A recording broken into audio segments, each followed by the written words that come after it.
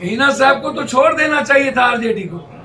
यदि ना भी टिकट ली तो उनको छोड़ देते, कहते कि निर्दलीय हमारे घर की बेटी है, एकदम छोड़ देना चाहिए था।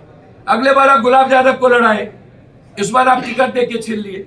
देवेंद्र यादव जी को आपने छीन लिया, राजबल्लभ को आपने छीन लिया। एक बातें तो है नहीं, छोड़िए और चीजों को। मैं हिना साहब के बारे में जानता हूं, वे पारिवारिक महिलाएं हैं, एक बड़े परिवार की हैं, वह भी एक फ्रीडम फाइटर फैमिली से हैं, और मुझे लगता है कि हिना साहब के साथ हर व्यक्ति को खड़ा होकर उनके साथ जस्टिस करना चाहिए। ये मैं पैर पकड़ता हूँ, हाथ जोड़ता हूँ बिहार के नेताओं से। नेताजी, कल चुनाव खत्म हो जाएगा, सबको बिहार में ही रहना है और इन लोगों से बिहार को बचाइए। नीतीश बाबू, मेरा आग्रह, आप कहते हैं ना मैं फंसाता हूँ ना बचाता हूँ, तो मेरा आग्रह है कि प्लीज राजनीति के लिए गंदी खेल सब नेता मिलकर मत खेलिए। मैं हाथ जोड़ता हूँ, बिहार को बचने दीजिए जातीय उन्माद से, बिहार को बचने दीजिए इस बैकवर्ड फॉरवर्ड से।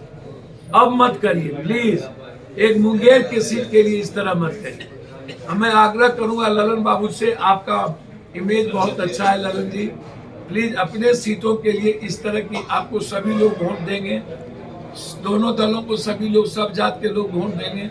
आप ऐसा ना कीजिए कि कोई घटना घटे। बस मैं इतनी बात कहूंगा, इससे ज्यादा मैं कोई बात नहीं कहूंगा। मैं आपको धन्यवाद देता हूं कि आपने मुझको इस लायक मधेपुरा का सरकमस्टेंसेस राजनीति है, या तो पप्पू यादव या तो लालू यादव, यही था। लालू यादव वहां जादवों में ज्यादा लायकिंग थे, इसमें एक्सेप्ट करने में क्या दिक्कत है?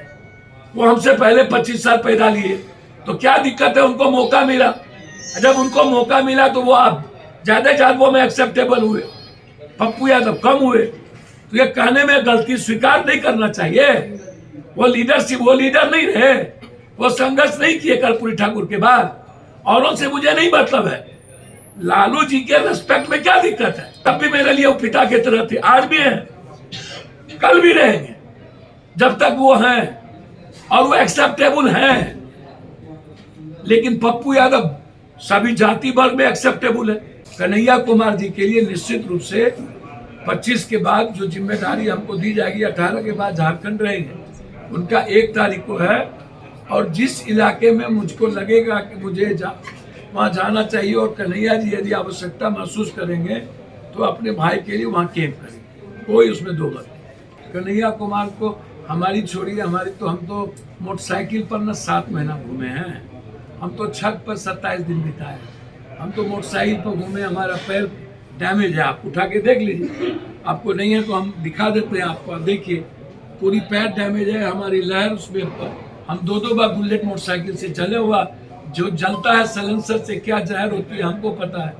हम तो मोटरसाइकिल, हम हेलीकॉप्टर की चिंता नहीं है मुझे, हम तो एक एक घर को जोड़ने के लिए जाते, हम तो बिल्कुल सांचे की तरह ढालते, सांचते एक एक जात को। हम तो एक वोट नहीं होने देते बीजेपी को। गलतियां तो हुई है, आज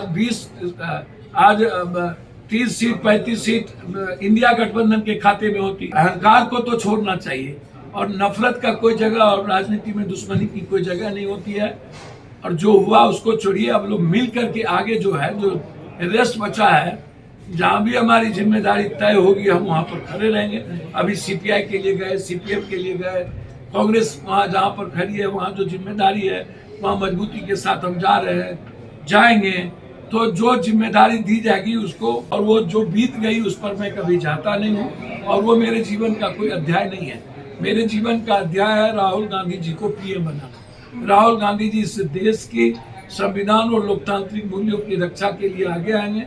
हमारी जो एक छोटी से वर्कर की जिम्मेदारी होगी उसको हम एहसास जानते हैं। हमारा जो इमोशंस है, हमारी जो फीलिंग है, वो इस देश के संविधान और बाबा साहब अम्बेडकर के प्रति है, इस देश के कॉमन मैन जो 131 करोड़ है उसके प्रति है। मैं विचार को नमस्कार करता हूं, पद को नहीं।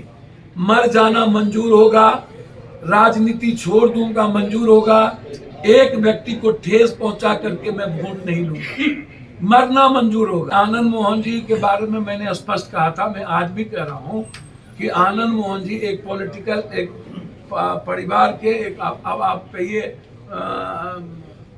इनके बारे में, मुख्तार के बारे में, उनके परिवार के बारे में, उनका लेफ्टिनेंट, आप याद कीजिए देश के लिए जिसने कुर्बानी दी बॉर्डर पर, मुख्तार जी की क्या हिस्ट्री है उसमें मुझे क्या जाने। मैंने आनंद मोहन जी के बारे में एक बात कही थी, जब बेटी की शादी थी, बेटा और वो फ्रीडम फाइटर परिवार का एक व्यक्ति, ठीक है आनंद मोहन जी के अपने तरीके है राजनीति करने के, वो क्या बोलेंगे क्या करेंगे आनंद मोहन जी समझे, मेरा उसमें नहीं है। कांग्रेस का कल्चर बिल्कुल डिवाइन है, अलग है।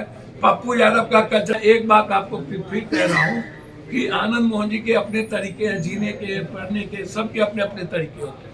वो समझे, उनका काम समझे, वो कैसे जीते हैं, उनको उसी में इंटरेस्ट है। मेरा इंटरेस्ट है सिर्फ सेवा करने में, मदद करने में। मेरा इंटरेस्ट है तुरंत within a minute justice करने। Within a minute Pappu Yadav का मतलब है जस्टिस। जस्टिस में हम दुनिया के एसपी हो, डीएम हो, धरती पर कोई ताकत हो उसको करना होगा, या तो मैं मरूंगा या तो वो रहेंगे, दो ही बात होगी। और एक भी आंसू नहीं बहने दूंगा मैं जब तक जिंदा हूँ। सेवा आश्रम, आपको पता है मेरे बारे में कि दिल्ली में हर लोगों के लिए दुनिया में सब कुछ खुला है गरीबों का। इसीलिए पप्पू यादव का जो स्टाइल है जीवन जीने का, हमारी जो आइडेंटिटी है, हमारे परिवार का जो संस्कार है, वो मदद का और सेवा का है। क्लियर है? हमको आप कुछ मत पूछिए।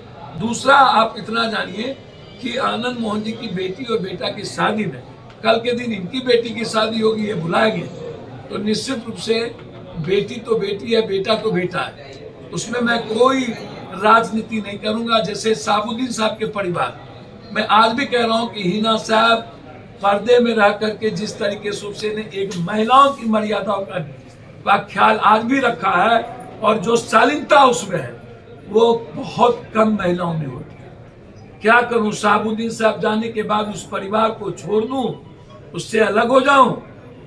ये मेरा संस्कार नहीं है कि जिसके लिए मरा वो छोड़ दे। मैं उनके लिए जाऊंगा, मैं उनके साथ स्टैंड लूंगा, लेकिन बरबोलेपन वाला आदमी जो जाति का जहर पैदा करता है और जातीय खेल खेलता हो, चाहे वो आनंद मोहन जी हो कोई हो, मैं उससे इत्तेफाक रखता हूं। और मैं कतई किसी भी कीमत पर ऐसी राजनीति को प्रश्रय नहीं दूंगा। हिना साहब को तो छोड़ देना चाहिए था आरजेडी को, यदि ना भी टिकट ली तो उनको छोड़ देते, कहते कि निर्दलीय हमारे घर की बेटी है, एकदम छोड़ देना चाहिए था। अगले बार आप गुलाब यादव को लड़ाए, इस बार आप टिकट दे के छीन लिए। देवेंद्र यादव जी को आपने छीन लिया, राजबल्लभ को आपने छीन लिया। एक बातें तो है नहीं, छोड़िए और चीजों को। मैं हिना साहब के बारे में जानता हूं, वे पारिवारिक महिलाएं हैं, एक बड़े परिवार की हैं, वह भी एक फ्रीडम फाइटर फैमिली से हैं, और मुझे लगता है कि हिना साहब के साथ हर व्यक्ति को खड़ा होकर उनके साथ जस्टिस करना चाहिए, क्योंकि वो बहुत अकेली है, और अकेली जब हो जाए बेटी तो उसके लिए अपनी जिंदगी भी कम पड़ती है। मेरे लिए, हिना साहब के लिए मेरी जिंदगी भी कम पड़ेगी यदि जहां पर मुझे उनके पीछे खड़ा होना, बैकबोन होना पड़ेगा, तो पप्पू यादव दुनिया के हर चीजों को छोड़ करके खड़ा रहेगा। ये मैं आपको बताऊं। नरेंद्र मोदी जी लड़ेंगे अकेले बिना गठबंधन के, है हिम्मत तो कहिए ना बीजेपी से अकेले लड़ देंगे बिना किसी गठबंधन। पप्पू यादव की मिट्टी और खून से, घर से, मेरे माँ के आंचल से किसी को औकात है निकालने की? इस जन्म में हम अभिमन्यु है महाभारत के, अब कर्ण भी नहीं है कि कोई अभिमन्यु बनेगा। हम अर्जुन थे, अर्जुन हैं और अर्जुन ही रहेंगे। कन्हैया जी चुनाव किस परिस्थिति में लड़े बिहार से बाहर, आपको पता है। हम उस संदर्भ में अभी नहीं जाना चाहेंगे। कन्हैया जी को तो तैयार थे वो बेगूसराय से लड़ने, महाराजगंज से लड़ने। फ्रेंडली फाइट भी हमारे साथ नहीं हो पाया, हम तो फ्रेंडली फाइट के लिए तैयार थे। कन्हैया जी तो अंतिम क्षण तक थे कि नहीं हम लड़ लेंगे बिहार से। जहां दिया गया वो पूरा पूर्वांचल इलाका है, यदि वो पूर्वांचल की राजनीति, वहां मनोज तिवारी वहां पर किस वोट से चुनाव जीतते थे, जिसको 10 साल से वो ठग रहे, जिस पूर्वांचली की आवाज नहीं बन पाए, जिस पूर्वांचली को सबसे ज्यादा बीजेपी ने इस्तेमाल किया, ठगा, और एक भी पूर्वांचली को वहां जीने का राइट नहीं मिलता है, हमेशा गाली दी जाती है। जैसे झारखंड में भी यही कभी कभी हाल होता है। एक जो उम्मीदवार है यहाँ के, 6 साल 7 साल 8 साल पहले उसको साइकिल नहीं थी, जीने के लिए कोई रास्ते नहीं थे, आज करोड़पति और अरबपति की बात करता है और कहता है कि आवाज यदि चुनाव के बाद एक बार जोर से चिल्ला दिए तो फिर पूर्वांचली औकात में आ जाएगा। बारे बा खीरा ककड़ी है क्या कोई? हमारा संविधान क्या कहता है? दुनिया के हर आदमी को हर जगह जीने और रहने का और साथ साथ उसके अधिकार से चलने का उसको कानूनी प्रोटेक्शन है। कोई व्यक्ति इतना औकात है कि जो बोल दे कुछ भी किसी के बारे में कि चिल्ला देंगे तो पूर्वांचली भाग जाएगा। कन्हैया जी के सवाल पर मैं आपको बता दूं, रंजीत रंजन की चिंता ना करिए। रंजीत रंजन जी एक निहायत थे, बहुत मजबूत लीडरशिप के रूप में कांग्रेस ने उन्हें एक बेटी के रूप में उनको देखा है और तब उनको राज्यसभा एमपी मिली, नहीं तो वो सुपौल से लड़ते। सुपौल हमें मिल चुका था और ये कांग्रेस की जमीन है। पूर्णिया, किशनगंज, सहरसा, ये जो इलाका, ये कांग्रेस हमेशा चुनाव लड़ी है। लोगों में ही चुनाव को लेके कोई दिलचस्पी नहीं है। इतने तो अवेयरनेस के बाद करोड़ों अरबों रुपया आपने खर्च किया। 1914 का आप रेशियो देख लीजिए और 24 का देखिए। इसका मतलब है नेताओं के प्रति और दल के प्रति लोगों में दिलचस्पी नहीं रही। गोपालगंज घर है लालू यादव जी, अब गोपालगंज में कभी चुनाव वो नहीं लड़ा। अभी महाराजगंज में चुनाव क्यों नहीं लड़ा? वहाँ से आपने प्रभुनाथ सिंह जी के टिकट, बच्चे की टिकट नहीं दी, आपने उसको छोड़ दिया। सिवान में आप छोड़ दिए, कैंडिडेट नहीं मिल रहा था। अरे हिना साहब आपके साथ उनके हस्बैंड की कुर्बानी हुई, अब हिना साहब आप टिकट बाद में नहीं लिए, बहुत लंबे इंतजार के बाद। उन्होंने तो बहुत इंतजार किया एमएलसी वाले में, राज्यसभा वाले में, तो आप एक सीट को छोड़ देते, कहते कि राजद प्रत्याशी वहाँ निर्दलीय को सपोर्ट करेगा और आप उसके लिए जाते तो आपका दिल बड़ा होता, बड़प्पन आपकी होती, आपका एक मैसेज जाता पूरी दुनिया में। आपको तो कैंडिडेट ही नहीं खड़ा करनी चाहिए थी। मैं यही बात, जब आप हमसे कोई बात पूछते हैं कि पप्पू जी वहाँ पर आप लड़ गए गठबंधन के खिलाफ और यहाँ कांग्रेस को आप मदद करने आ गए, तो हम कांग्रेसी, अब कांग्रेस के सिपाही तो हम हैं ही, कांग्रेसी तो हम हैं ही किसी भी कीमत पर है और मरते दम तक कांग्रेसी हैं। आप चौपर से जा करके गले में पट्टा पहना दीजिए जानवर के तरह और समझ लीजिए कि पब्लिक आपका खवास है क्या? पब्लिक क्या है? आप जाइए किसी को मंच पर खड़ा कीजिए, आप आइए और कह दीजिए हम पट्टा पहना दिए, एक माला पहना दिए और आप मेरे बंधुआ मजदूर हैं और आप वोट दे दीजिए। क्या पब्लिक के साथ किसी का आई कॉन्टेक्ट नहीं होना चाहिए? क्या इंटरेक्शन नहीं होना चाहिए? क्या पब्लिक को आप बिलीव में नहीं लीजिएगा? क्या आम आदमी के साथ जो इन्फ्लुएंसर है, कहीं 200, कहीं 400, 500 आदमी को क्या लोगों के साथ कहीं ना कहीं लोगों का इंटरेक्शन होता है, क्या आप उसके रेस्पेक्ट को नहीं दीजिएगा? आप उसको दरकिनार कर दीजिएगा और समझिएगा कि बारे बा आप आइए बड़ा चौपर से, करोड़ों रुपया के चौपर से आइए। आप सो कौन सा तोप खाने आप लोग भाई?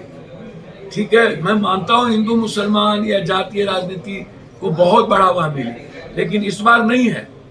मैं एकदम मानने को तैयार हूँ कि इस बार जमीन पर नरेंद्र मोदी जी नहीं है कहीं। धन्यवाद।